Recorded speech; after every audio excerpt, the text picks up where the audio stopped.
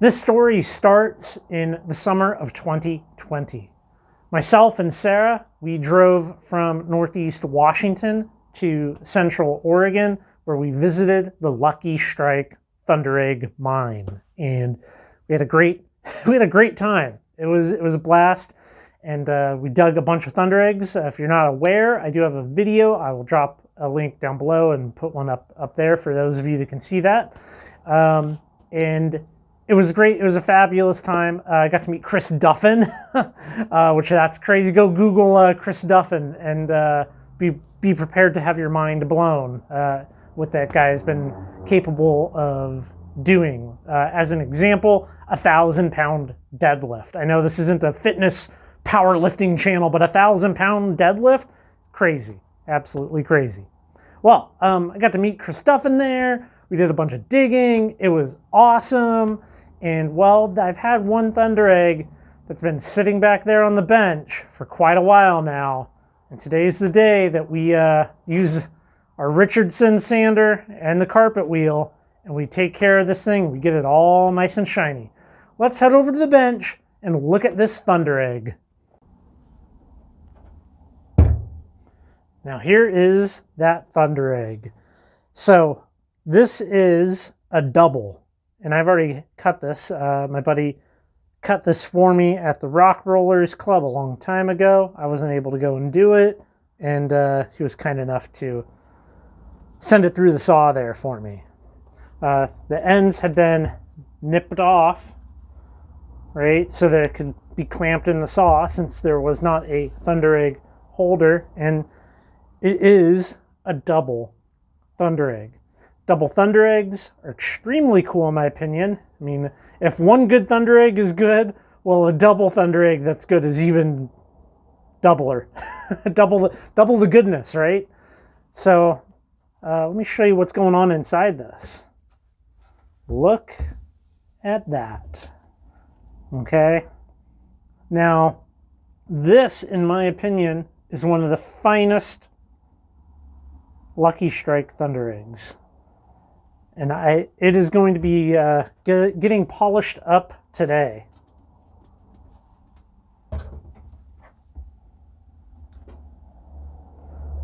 I think that's amazing. We have some epic details. It'll be beautiful to have both sides polished up. And all that's left to do is have at it. The machine that we'll be using here today for this is the Richardson's high-speed sander. I have a video up on it. Go watch it if this is something that you haven't seen before. We can look at the size of these Thundereggs. They are quite large. So a lot of more standard-sized machines, like your cabbing machine, smaller flat laps and stuff, can't get this. This, on the other hand, I will be able to easily take it through the grits, and we'll put a polish on before heading over to the carpet wheel.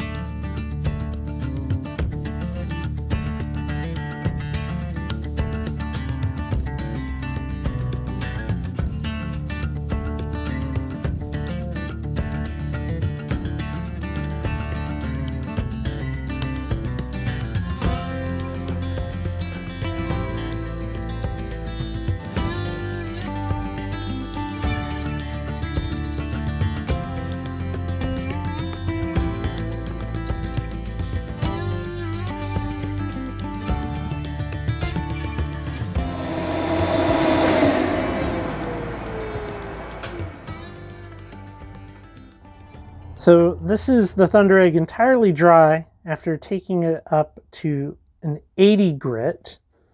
And I just kind of wanted to show you what it kind of looks like now.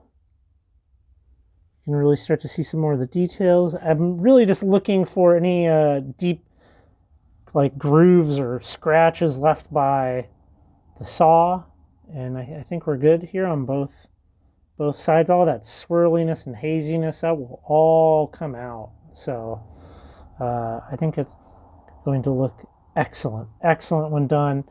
We do have that little pocket right there. You can see I just got some water out of that. Another little divot right there. But for the most part, I think we're pretty good. That's a little crack, not ideal. But once we buff this thing out and then get it all nice and clean, I think we'll be in top shape. So I did 80. I'm going to actually, for the absolute best results, because I really care about this piece, because I think it's awesome, it's so big, I'm going to go 120, 220, 400, 800, and then cerium oxide.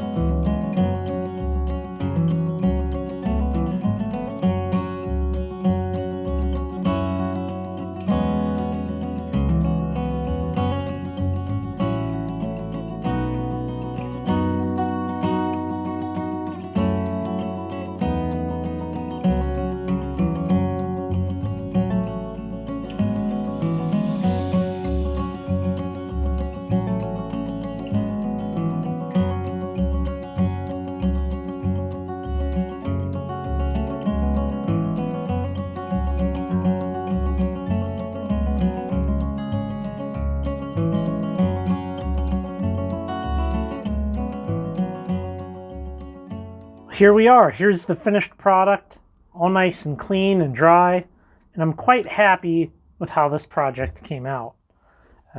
It took a little bit to get them fully cleaned up, and that kind of brings me to my one complaint about the Lucky Strike Thundereggs, and that is their crumbly rhyolite exterior.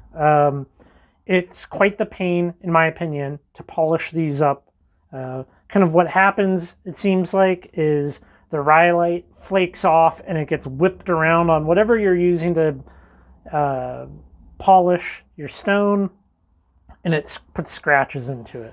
I haven't experienced that with any other Thunderegg, just these ones, because they have that crumbly rhyolite. I think the depth in these is excellent, like all the different little pockets, and it's hard to even show in video. The photos do it justice way better than the video could, you know. Love it. I just need to figure out a new a new display case to host some of these Thundereggs that I'm polishing up, and as I work through the collection. It's actually been several days since I finished this one, because I did some others. So this guy right here. And this is a good example of that crumbly rhyolite. It just kind of wants to flake off. But this one has some beautiful depth to it. Got a nice polish. You can see all those dendrites in there. But yeah, another one that looks better in photos, I guess. And I did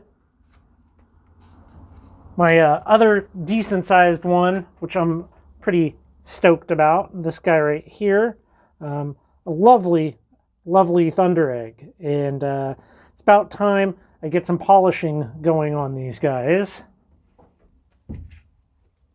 The photos, of course, came out excellent. I'm trying to get better with that, you know, and that I do want to show you real quick what kind of the problem that I had that I mentioned. So in my left hand, I have a Richardson's Thunderegg, and you can see we have this like, it's very like put together, well-formed rhyolite. You know, it doesn't really crumble at all. It's good. Here's what another one looks like on the inside, and you can see perfect polish. Hello. Perfect polish and no bits of rhyolite coming off on your wheels, right? Here's a Lucky Strike. And let's see if we can find some cruddy bits. Maybe here, we can maybe just take the back of one of these. So like, here's the back of that big one, and that. So you can see right there, you know, like we have loose rhyolite on these things.